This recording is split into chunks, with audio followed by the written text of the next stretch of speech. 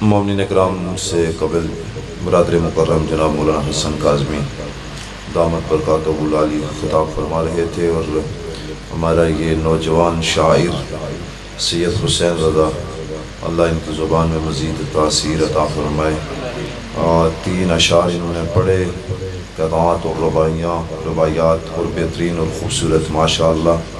خداوند متعال ان آنے والے دنوں میں جو انتہائی حساس ایام ہیں، ان میں تمام عزاداروں کی، مولا کے مداخانوں کی اور علماء و ذاکرین کی خداوند متعال حفاظت فرمائے، اور سازشی عناصر کے سازشی افکنڈوں سے تمام ملت کو محفوظ فرمائے۔ چونکہ یہ مجلس ایسی مجلس ہے کہ اس کے وقت کو ملحوظ خاطر رکھتے ہوئے میں 1-2 جملے آپ کی خدمت میں عرض کروں گا جو سید الشہداء کی لازوال قربانی اور لازوال اور بے مثال قیام سے تعلق رکھتے ہیں۔ 1400 سال گزر چکے، علماء اس کے اوپر کتابیں لکھ رہے ہیں، مصنفین تصنیف کتب فرما رہے ہیں، محققین تحقیق کر رہے ہیں، دانشور اپنے عقلی اور دانش کو استعمال کر رہے ہیں، شعراء شعر کہہ رہے ہیں، عقیدت مند عقیدت کا اظہار کر رہے ہیں۔ 1400 سال گزر گئے، یہ قیام اور اس قیام کو بپا کرنے والا عظیم انسان جس کا نام حسین ابن علی تھا، اس نے ایسی اس قیام کے اندر وسعت رکھی ہے کہ علماء عاجز آ گئے، فصحاء عاجز آ گئے، محققین عاجز آ گئے، دانشوروں کی دانش اور عقل جو ہے وہ جواب دے گئی۔ یہ قیام اپنے اندر ابھی بھی وسعت رکھتا ہے، ابھی بھی اس پہ لکھا جا سکتا ہے، ابھی بھی اس پہ بولا جا سکتا ہے، ابھی بھی اس کو سوچا جا سکتا ہے، ابھی بھی اس کا تجزیہ کیا جا سکتا ہے، ابھی بھی اس کو تحلیل کی منزل میں لایا جا سکتا ہے۔ کیوں نہ ہو بھئی، اولین اور آخرین کی یہ وہ واحد اور لازوال قربانی ہے کہ جس کی مثال نہ اولین میں ہے اور نہ ہی آخرین میں ہے۔ مولا آپ کو سلامت رکھے، جزاک اللہ۔ اس کی مثال یہ ایسا قیام آپ کو حضرت آدم سے لے کر اس دور تک رسوب قیامت تک ایسا قیام کہیں اور نظر نہیں آئے گا، جس کو حضرت علامہ اقبال جب دیکھتے ہیں تو کہتے ہیں امام عاشقاں پر بطول، سرو آزاد زبستان رسول، اللہ اللہ باء بسم اللہ پدر، معنی زبا عظیم حامد بسر۔ کہا اس کو صرف یہ نہ دیکھ کے 2 شہزادوں کی جنگ تھی، اس کو نہ دیکھ کہ یہ 2 صحابیوں کے بیٹوں کی جنگ تھی، اس انداز سے نہ دیکھ۔ کہتے ہیں اللہ اللہ باء بسم اللہ پدر، باپ کی شان یہ ہے کہ باپ بسم اللہ کی با کا نقطہ ہے، اور بیٹے کی عظیم منزلت اور فضیلت یہ ہے کہ وہ ذبح عظیم کی تفسیر بیان کر رہا ہے۔ جو فرمائیں گے آپ پھر فرماتے ہیں تا قیامت قطع استبداد کرد، ملت خوابیدہ را بیدار کرد۔ کلمہ پڑھ رہے تھے مگر سوئے ہوئے تھے، حج کر رہے تھے مگر سوئے ہوئے تھے، نمازیں پڑھ رہے تھے مگر سوئے ہوئے تھے۔ اقبال عالم ارواح میں اس منظر کو دیکھ رہے تھے کہ تم مسلمان ہو، دل و نگاہ نہیں تو دل و نگاہ مسلمان نہیں تو کچھ بھی نہیں۔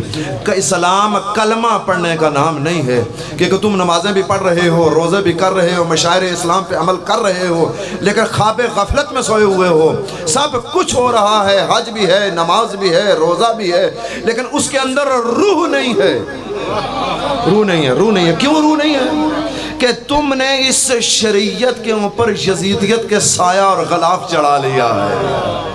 اور حسین نے قربانی دے کے کیا کیا؟ تا قیامت قطع استبداد کرد، ملت خوابیدہ را بیدار کرد۔ قیامت تک کے لیے ظالموں کو، جابروں کو، عامروں کو، ڈکٹیٹروں کو تباہ و برباد کر دیا، اور خواب غفلت میں سوئی ہوئی ملت اسلامیہ کو ہلا کے جگا کے رکھ دیا۔ پھر فرماتے ہیں اللہ اکبر یا رسول اللہ یا علی۔ یہ لازوال قربانی اس لیے تو ہر باضمیر انسان اس قربانی کو یاد کرتا ہے۔ ہر باضمیر انسان اس قربانی کی یاد مناتا ہے، اور اس قربانی کا جب تذکرہ ہوتا ہے، اس قیام کا تذکرہ ہوتا ہے تو اس میں شامل ہونے کی تمنا کرتا ہے۔ پھر اقبال کہتے ہیں یہیں بات ختم نہیں ہوئی، شہید مطہری نے کہا کہ میں نے صدر اسلام سے، صدر اسلام یعنی پیغمبر کی ذات سے، پیغمبر کے دور سے لے کر اپنے دور تک، یعنی 79 میں ان کا شہادت ہوئی ہے شہید مطہری کی، کہتے ہیں میں اس دور تک میں نے تجزیہ کیا ہے، عربی کا بھی فارسی کا۔ حسین رضا کہاں بیٹھے ہو، میری بات توجہ سے سننا، تم شاعر اور باقی بھی سارے دانشور سنیں گے جو صاحبان ذوق ہیں، صاحبان علم ہیں۔ کہتے ہیں کہ میں نے صدر اسلام سے لے کر اپنے دور تک تحقیق کی ہے۔ تحقیق یعنی نظر طائرانہ نہیں، با نظر غائر میں نے دیکھا ہے، پوری تحقیق کی ہے، تحقیق کی چھاننی میں چھانا ہے۔ جتنے شعراء گزرے، جنہوں نے جتنا کلام لکھا، میں نے دیکھا جو اقبال نے کلام لکھا ہے، اس پائے کا کلام اہل بیت کی شان میں کوئی نہیں لکھ سکتا، اس پائے کا نہیں لکھ سکتا۔ تو جو فرمان ہے، اور اب اس مصرے کو دیکھیں، اور اقبال نے اگر صحیح معنوں میں سید الشہداء کے قیام کو سمجھا ہے تو اقبال نے سمجھا۔ میں کہتا ہوں مفسر مکتب عاشورہ اگر کوئی ہے تو وہ اقبال ہے۔ میں کہتا ہوں برِ صغیر کا سب سے بڑا عزادار اقبال ہے۔ بھئی جملے میں جذبات میں نہیں کہہ رہا ہوں کہ آپ کے جذبات کو برانگیختہ کرنا چاہتا ہوں، نہیں، میں پوری یقین کے ساتھ، پوری قوت کے ساتھ اور پورے دلائل قاطعہ و براہین ساتیہ کے ساتھ کہہ رہا ہوں کہ اگر صحیح معنوں میں اور سب سے بڑا عزادار کوئی ہے سید الشہداء کا تو وہ اقبال ہے۔ توجہ فرمان ہے، کہتے ہیں زندہ حق از قوت شبیری ہست، زندہ حق از قوت شبیری ہست، باطل آخر دا حسرت میری ہست۔ حق اگر زندہ ہے تو قوت شبیر سے زندہ ہے۔ اب میں لفظیں بدلتا ہوں، روح اقبال سے معذرت کے ساتھ، روح اقبال سے معذرت کے لفظیں بدلتا ہوں۔ زندہ حق از قوت شبیری ہست، میں کہتا ہوں نہیں، حق اگر زندہ ہے تو حسین ابن علی کے خون کی حرارت سے زندہ ہے۔ حسین ابن علی کے خون کی حرارت اتنی ہے، بولو بھائی سارے یا علی،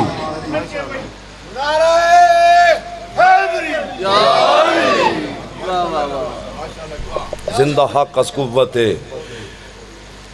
یہ رسم خانقائی ہے، غم و اندو دلگیری نکل کر خانقاہوں سے ادا کر رسم شبیری۔ مجھے فرما رہے ہیں، بولو بھائی سارے بولنا، سارے بولنا یا علی۔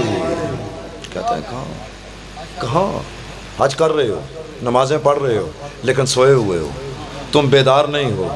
اب یہ جو کہا نا کہ میں نکل رہا ہوں نانا کے شہر سے، انی لم اخرج عاشرا ولا بطرا ولا مفسدا ولا ظالما انما خرجت لطلب الاصلاح فی امت جدی، میں اور کچھ نہیں کرنا چاہتا ہوں، میں کرنا چاہتا ہوں جو تم سوئے ہوئے ہو، تمہیں اپنے خون کے چھینٹوں سے تمہیں بیدار کرنا چاہتا ہوں، تمہیں پتہ چلے کہ تمہارے ارد گرد کیا ہو رہا ہے۔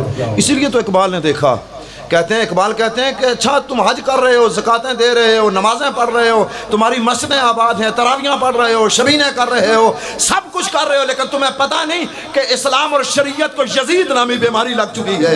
اور اقبال عالم ارواح میں اس منظر کو دیکھ رہے تھے، ساری امت سوئی ہوئی تھی۔ اقبال نے کہا یہ مصرع کس شوق نے لکھ دیا محراب مسجد پر، پتہ نہیں تو انہوں سمجھ نہیں آ رہا اقبال جا کے۔ عزادار ہو تو ایسا، ایران والے کہیں ہمارا شاعر ہے، پاکستان والے کہیں ہمارا شاعر ہے، ترکیہ والے کہیں گے ہمارا ہے، اور گوئٹے کہیں گے یہ میرا امام اور مرشد ہے۔ کہاں بیٹھے ہیں بھائی؟ جو کچھ اس کو ملا ہے حسین اور علی کے در سے ملا ہے، حسین اور علی کے در سے ملا ہے۔ حسین رضا تم نے بات چھیڑ دی ہے تو میری بھی کبھی کبھی یہ شاعری کی رگ جو ہے وہ بیدار ہوتی ہے اور حرکت میں آتی ہے۔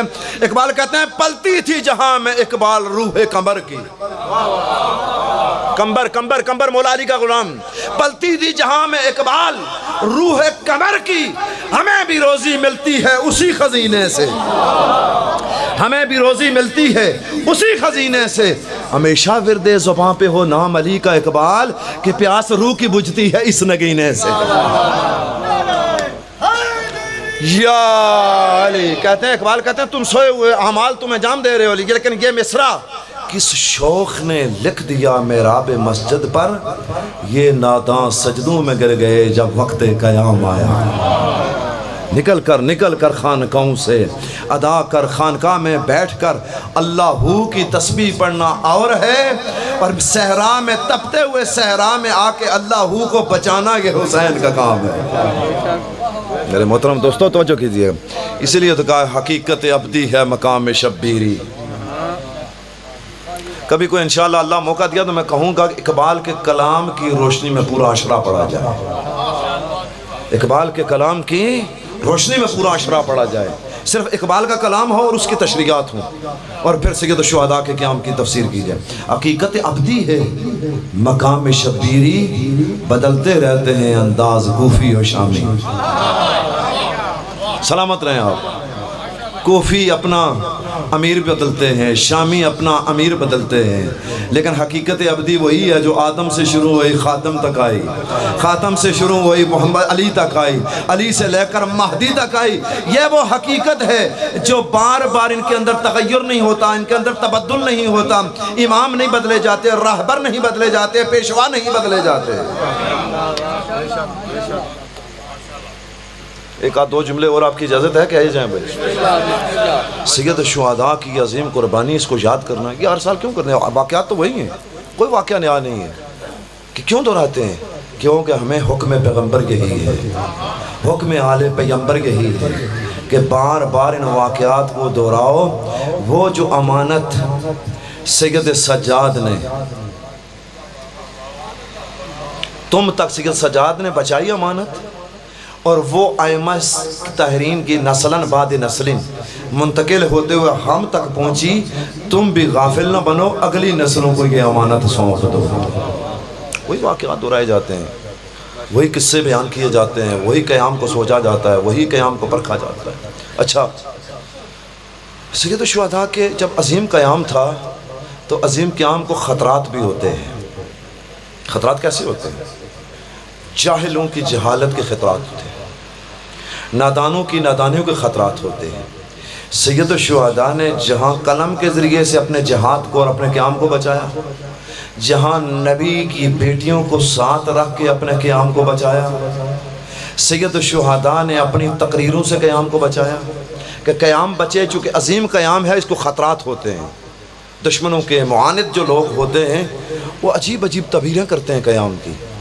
سید الشہداء نے اپنے نانا کے شہر میں چند جملے لکھے کہ ہو سکتا ہے بنو امیہ اور بنو عباس کے دسترخوان پر بچی کچی ہڈیوں کو جوڑ کر پلنے والا نا عاقبت امیش مورخ کل یہ لکھے کہ حکومت لینے گئے تھے، حکومت کا قبضہ کرنے کے لیے گئے تھے۔ سن لو، انی لم اخرج عشرا ولا بطرا ولا مفسدا ولا ظالما، میرا مقصد نہ حکومت ہے، نہ غرور ہے، نہ تکبر ہے، نہ ظلم ہے، نہ فساد ہے۔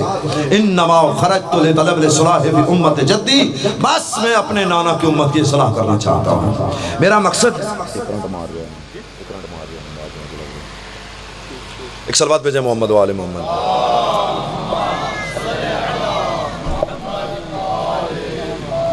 میرا مقصد صرف اپنے نانا کی امت کی اصلاح ہے۔ اچھا، یہ اصلاح کون سی کرنا چاہتے تھے؟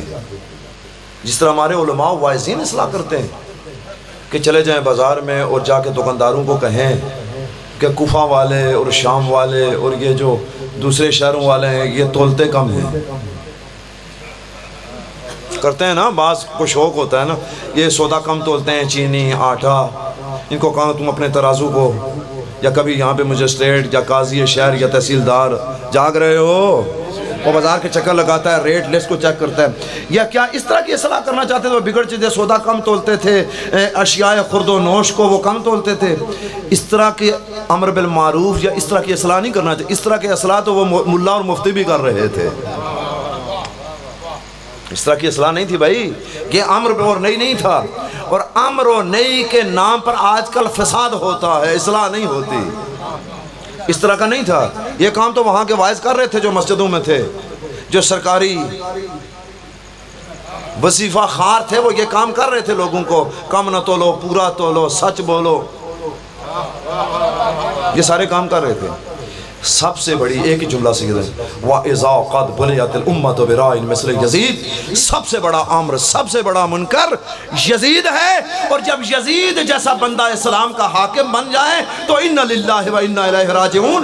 حسین ابن علی ایسے اسلام پہ فاتحہ پڑھتا. اسلام مر چکا، اسلام ختم ہو چکا، اب وہ فاتحہ پڑھنے کے قابل ہے. یہ بتانا چاہتے تھے کہ ابھی تو میرے نانا کو گئے 50 سال نہیں ہوئے. اگر میرے نانا کی آنکھیں جب بند ہوئیں تو ہدایت کے رہنما کو تو تسلیم کرتے تو آج تمہیں یہ دن نہ دیکھنا پڑتا کہ یزید جیسے رذیل انسان تمہارا حاکم بن جاتا. بس وقت ختم ہو گیا. جو وقت تھا اس کے اندر میں ختم کرنا ہے چند ایک جملے، پھر انشاءاللہ کسی مجلس میں آپ کی خدمت میں کچھ گزارشات کی جائیں گی. آج 3 محرم ہے. سید الشہداء کسی کا احسان نہیں لینا چاہتے تھے. سید الشہداء جب میدان کربلا میں پہنچے تو ایک جگہ پر سید الشہداء کی سواری رک گئی. کافی کوشش کی کہ سواری چلے، سواری نہیں چلی. رکے، نیچے اترے اور کہا کہ یہ کون سی جگہ ہے؟ اب ظاہر قافلہ تھا. یہ امام اتمام حجت بھی کر رہے تھے، ورنہ امام سے کوئی جگہ چھپی ہوئی نہیں ہوتی. کہا کہ ساتھ میں کوئی بستی ہے. بستی والوں کو بلایا، بتا سکتے ہو اس جگہ کا نام کیا ہے؟